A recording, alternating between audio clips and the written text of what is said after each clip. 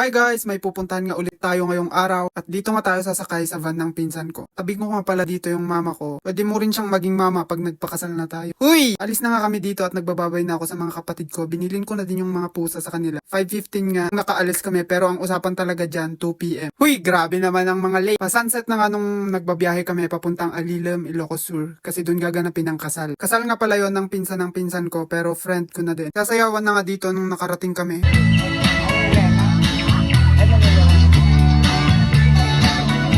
Nga pala yung mga ikakasal, si Lorena at Jeremy. Bride nga pala dyan, yung pinsan ng pinsan ko at friend ko na din. Nagandahan nga kami sa design nito. Puro plastic nga yung ginamit sa design. Okay na yon kesa plastic yung tao. Huy! Ito nga kami matutulog ngayong gabi. Cute nga pala ng pusa nila dito. By the way, 3 years old na to. Kinabukasan na nga pala to at nagpre-prepare na ang lahat. Ito nga pala yung outfit ko galing Shopee. Salamat Shopee!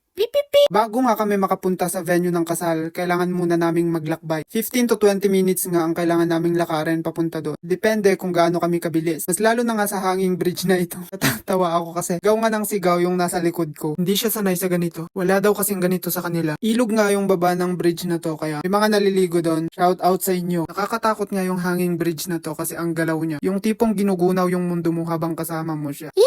Uy, finally nakarating na din kami sa venue at ito nga, halos wala na kaming abutan sa program. Exciting part nga lang yung naabutan namin pero okay na yun, at least exciting, diba? After nga nung exciting part, kumain na agad kami. Kung may nakikita kayong parang longganisa dyan, ito yon, bloody sausage ang tawag dyan. Bituka ng baboy yan, tapos nilagyan ng dugo at internal organs. Tapos na nga yung program at dito na yung part na punong bride yung bulaklak at kung sinong makasalo siya ang susunod na isasakal. Huy! Ikakasal yun, kang pala desisyon. The end, follow for more.